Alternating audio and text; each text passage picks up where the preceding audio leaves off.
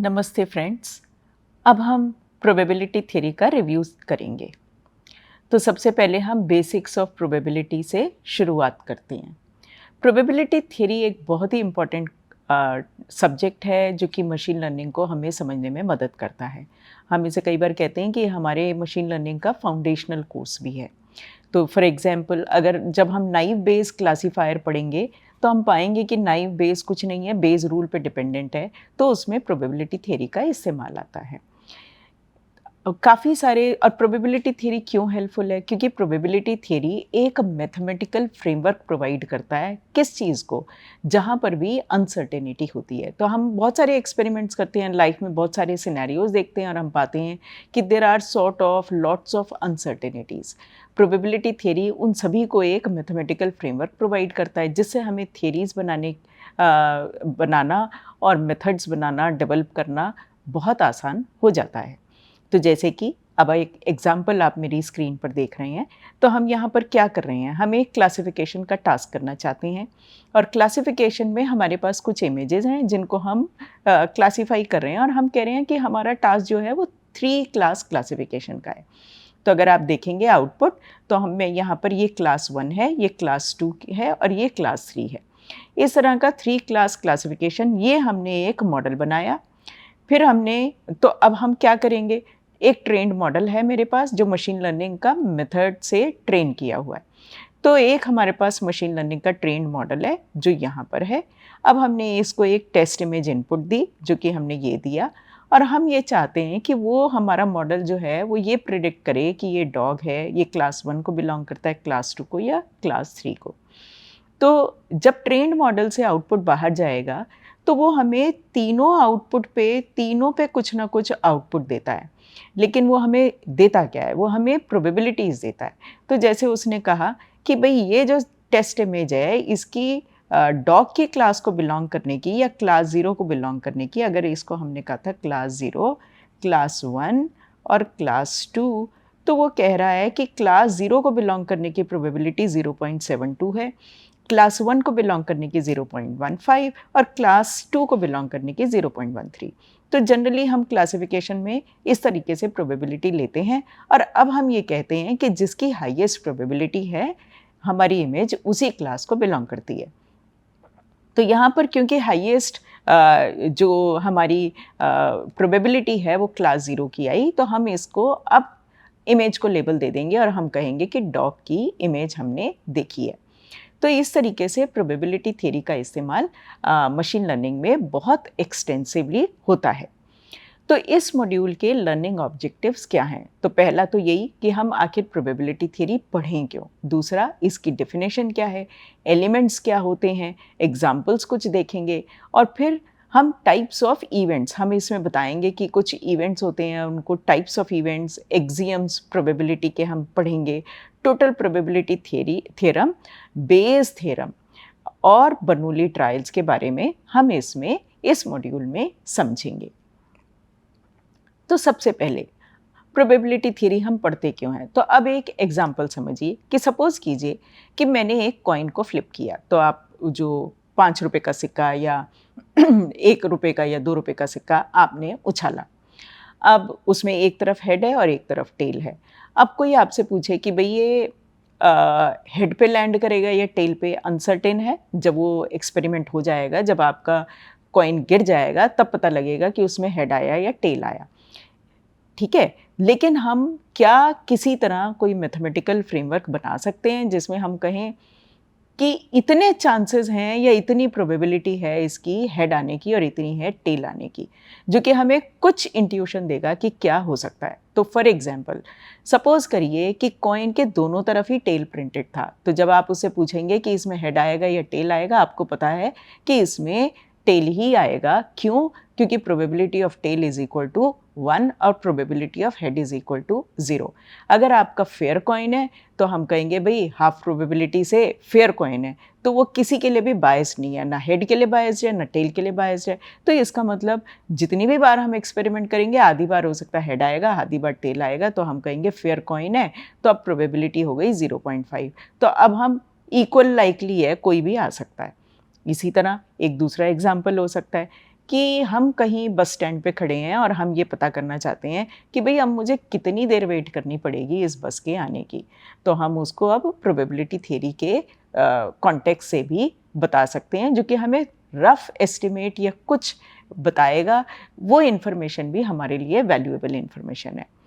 इसी तरह machine learning के लेक्चर में अगर हम ये कहें कि भई कितने बच्चे पीछे की सीट पे बैठेंगे, तो ये भी हम प्रिडिक्ट कर सकते हैं प्रोबेबिलिटी थ्योरी के माध्यम से। तो डेफिनेशन क्या है? डेफिनेशन हम कहते हैं कि there is a physical system, there is a model, and it describes a model of a physical system by providing a quantification of uncertainty by repeated experiments. दूसरे शब्दों में, अगर मैंने एक एक्सपेरिमेंट को मल्टीपल टाइम्स किया, जिस तरह की जैसे कि हमने आपको बताया एग्जाम्पल अभी, टॉसिंग ऑफ अ कॉइन, हमने कॉइन को उछाला था, ठीक है ना? तो अगर हमने वो रिपीटेड एक्सपेरिमेंट किया, तो उसके बाद वो उसके आउटकम की या उसके जो इवेंट्स हो रहे हैं उसमें, उसका कुछ क्वांटिफिकेशन, मैथमेटिकल क्वांटिफिकेशन हमने करने देगा। सो प्रोबेबिलिटी को अब हम मेजर कैसे करते हैं? हम कहते हैं कि ये एक रेशो है। रेशो किस चीज़ का है? Number of favourable outcomes of A divided by total number of outcomes, इसको हम कहेंगे is equal to probability of event A. तो जैसे कि अगर मैंने कॉइन टॉस किया और सपोज करिए मैंने 100 टाइम्स टॉस किया, तो मेरे number of total possible outcomes कितने हैं? 100।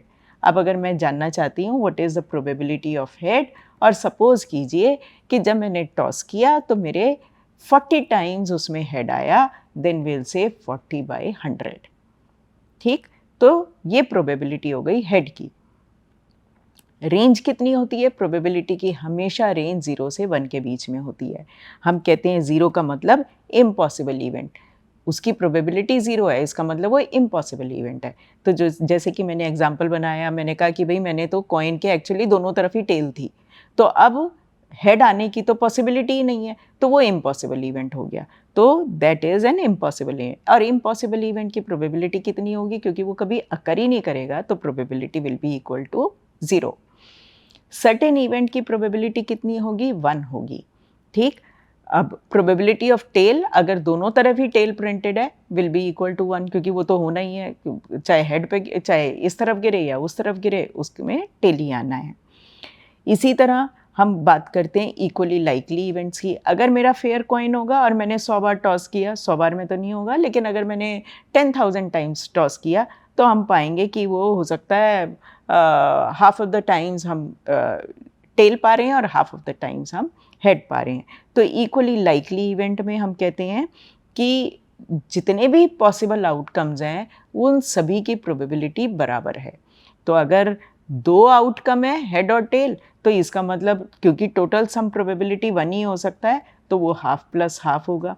अगर मैंने थ्रो किया एक डाइस जिसमें एक तरफ 1 2 3 4 5 6 इस तरह के नंबर्स प्रिंटेड हैं, जैसे आप लूडो खेलते समय करते हैं, तो अगर ये वाला सिनेरियो है 1 2 3 4 5 6 और आप कहते हैं कि कोई भी फेस ऊपर आ सकता है, सबकी प्रोबेबिलिटी बराबर है, तो इसमें क्योंकि 6 आउटकम है, अब प्रोबेबिलिटी सबकी क्या होगी? 1 + 6 + 1 + 6। हर एक इवेंट की 1 की आने की भी, 2 डॉट्स आने की भी, 3 के भी आने की, इस तरह की सबकी प्रोबेबिलिटी हमारी 1/6 होगी और टोटल प्रोबेबिलिटी हो जाएगी 1। इसी तरह आप कोई एक दूसरा एक्सपेरिमेंट देख सकते हैं जिसमें आप कहें कि भाई मेरे पास कुछ ब्लैक बॉल्स हैं और एक वाइट बॉल है। अब मैंने इन सबको एक बैग में डाल रखा है।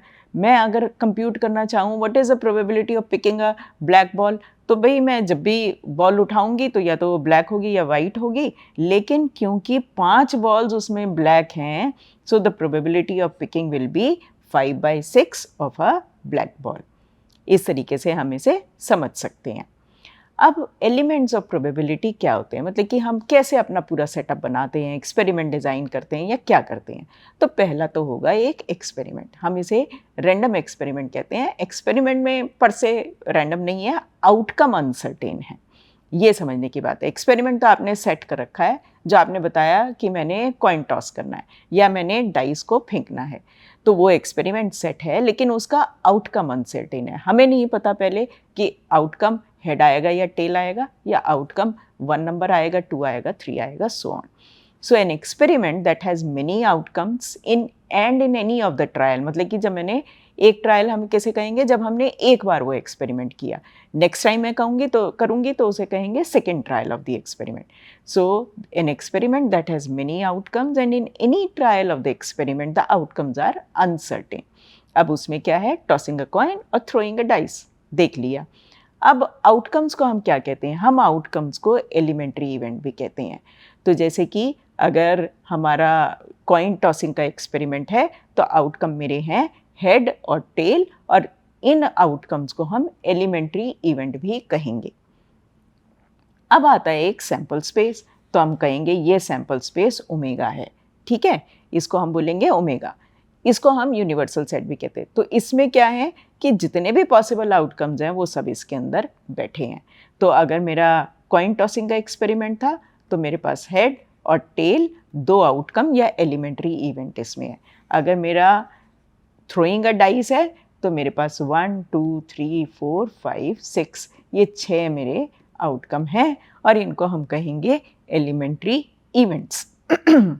अब इवेंट्स क्या होते हैं? Events are actually the subsets of this sample space. अब ये इंटरेस्टिंग है। तो जैसे कि इसको हम देखें तो एक इवेंट हमारा होता है नल इवेंट और इम्पॉसिबल इवेंट। वो क्या होगा? Phi, which is actually nothing, कुछ नहीं है।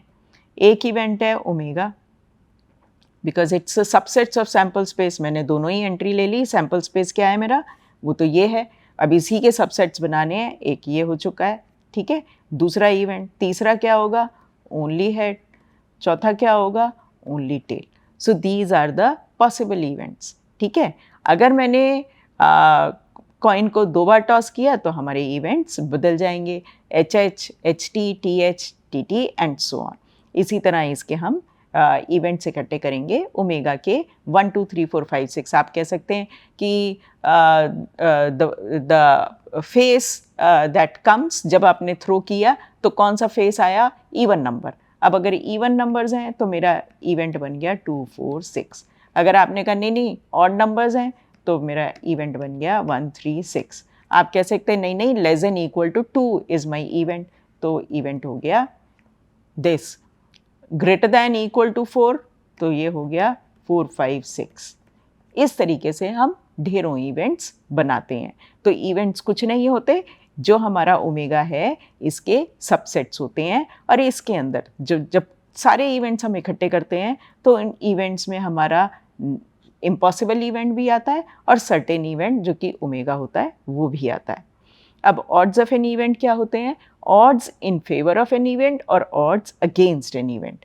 जब ऑड्स इन फेवर की बात करेंगे तो हम न्यूमरेटर में लेंगे number of favourable outcomes divided by number of unfavourable outcomes, और इसका ऑपोजिट इनवर्स जो हो जाएगा वो हमारा हो जाएगा ऑड्स अगेंस्ट एन इवेंट। तो अब दूसरा example, tossing a coin twice. तो ये हमने कहा हमारा एक्सपेरिमेंट ही है कि हम हर बार 2 बार कॉइन को टॉस करेंगे और दोनों बार की रीडिंग को हम नोट कर लेंगे। अब हमारा ओमेगा सैंपल स्पेस क्या बना? H H. हो सकता है पहली बार भी हेड आया, दूसरी बार भी हेड आया। दूसरा आउटकम क्या होगा? पहली बार हेड आया, दूसरी बार टेल, या फिर पहली बार टेल आया, दूसरी बार हेड, और या फिर दोनों बार ही हमें टेल मिली। अब हमारे नंबर ऑफ पॉसिबल इवेंट्स कितने होते हैं? हमारे नंबर ऑफ पॉसिबल इवेंट्स होते हैं 2 raised to the power n, जिसमें कि n है हमारे पॉसिबल एलिमेंट्री इवेंट्स। इस केस में हमारे पॉसिबल एलिमेंट्री इवेंट्स कितने हैं? 4। तो 4 के केस में हमारा 2 raised to the power n 16 possible events होंगे। और आपको याद होगा अभी मैंने पीछे किया कि मेरा अगर ओमेगा था एच और टी, तो हमने कितने बनाए? हमने 4 बनाए। क्यों? पॉसिबल इवेंट्स कितने हैं? 2 raised to the power 2 is equal to 4। तो जिसमें क्या था? फाई, ओमेगा, एच और टी, यही पॉसिबिलिटी हो सकती थी, ठीक है। तो अब हम टॉसिंग अ कॉइन ट्वाइस में देख लेते हैं कौन कौन से पॉसिबल इवेंट बनेंगे। इसको हम पावर सेट भी कहते हैं। ओमेगा आएगा ही आएगा, फाई आएगा ही आएगा, H H, H T, T H, T T ये भी आएंगे, फिर हम दो दो के पेयर बनाएंगे, एच एच एच टी, इस तरह दो दो के पेयर बनाएंगे, ये भी इवेंट्स हैं। तो जैसे पहले इवेंट को कह सकते हैं हम that we got H H H T को हम डिफाइन कर सकते हैं वी बाय सम इन,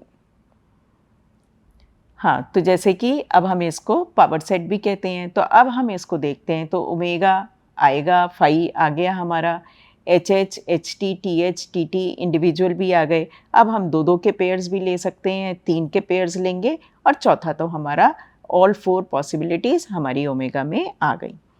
अब हम इसमें एक और कॉन्सेप्ट आता है जिसको हम कहते हैं कॉन्सेप्ट ऑफ सिग्मा फील्ड। तो सिग्मा फील्ड क्या होता है? तो अब हमारे पास एक सैम्पल स्पेस है और हमारे पास इवेंट्स हैं, आउटकम्स हैं, एलिमेंट्री इवेंट्स और otherwise events. So we have lots of events there, right? So we say what is a sigma field. Consider a universal sets omega, जो कि हमारा आउटकम से बना था, and the collection of its possible subsets. Let A and B denote the subsets belonging to omega. This collection forms a field. अगर क्या होता है, अगर तो फाई, पहली बात तो अनसर्टेन इवेंट और सर्टेन इवेंट दोनों फील्ड को बिलोंग करते हैं, ये दोनों फील्ड का पार्ट हैं। अब आपको याद होगा हमने अभी एलए के रिव्यू में किया, फील्ड का कॉन्सेप्ट है ना? फील्ड में क्या है, हमारे पास एक सेट है और ऑपरेटर्स हैं, राइट? तो हमारे पास फाई भी बिलोंग करता है फील्ड को और ओमेगा भी, और फिर अगर एक इवेंट ए बिलोंग करता है तो उसका कॉम्प्लीमेंट भी उसी में है। अगर ए बिलोंग करता है और बी बिलोंग करता है तो उसका यूनियन भी उसके अंदर है और उसका इंटरसेक्शन भी उसके अंदर है। अगर ऐसा सिनेरियो होता है, ये सारी प्रॉपर्टीज सेटिस्फाई होती हैं, तो हम कहेंगे ये सिग्मा फील्ड है and it is closed under countable set of unions, intersections and combination of events. इसको हम सिग्मा फील्ड कहते हैं। तो आप वेरीफाई कर सकते हैं कि जितने भी अभी हमने ऊपर डाइस का एग्जांपल लिया, टॉसिंग अ कॉइन लिया, टॉसिंग अ कॉइन ट्वाइस लिया, ये सारे इन प्रॉपर्टीज़ को सेटिस्फाई करते हैं। What are the axioms of probability? Probability के 4 रूल्स हैं। पहला, P omega is equal to 1, so which is nothing but a certain event, जो कि होगा ही होगा। P phi equal to 0, impossible event, जो कि कभी हो ही नहीं सकता, और probability lies between 0 to 1। Additionally हम ये बोलते हैं कि पी ए यूनियन बी क्या होगा, P A plus P B minus P A B. P A B कुछ नहीं है बल्कि it is P of A intersection B. तो जैसे कि एक एग्जांपल देखते हैं कि सपोज करिए कि मेरा ए ये है और मेरा बी ये है, ठीक है? वेन डायग्राम से समझते हैं। तो अब क्या है, ये ए है, ये बी है। तो अब अगर हमने पी ए देखा तो पी ए यूनियन बी क्या है, ए यूनियन बी ये पूरा के प्रोबेबिलिटी है, ठीक है? और पी ए किसकी प्रोबेबिलिटी है, पी ए इसकी प्रोबेबिलिटी है, पी बी इसकी प्रोबेबिलिटी है, राइट साइड पे। लेकिन ये जो पोर्शन है ए इंटरसेक्शन बी, ये वाली स्लिप, ये 2 बार काउंट हो गई। पी ए की जब प्रोबेबिलिटी निकाली तब भी काउंट हो गई, जब पी बी की प्रोबेबिलिटी निकाली तब भी काउंट हो गई। तो इसलिए हमें ये सब्ट्रैक्ट करना पड़ेगा। तो इनको हम कहते हैं कि यहाँ पर जो हमारे, अगर ये हमारा दोनों का दोनों आपस में इंटरसेक्ट नहीं कर रहे होते तो हम कहते, सपोज अगर हमारा होता पी ए इंटरसेक्शन बी, अगर हमारा होता फाई, तो मेरा पी ए इंटरसेक्शन बी हो जाता 0, और उस केस में ये टर्म डिसअपियर हो जाती और ये आ जाती। तो फिर we say that is equal to 0 if A and B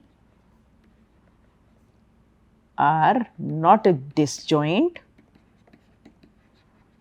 and is equal to PA plus PB if events A and B are disjoint।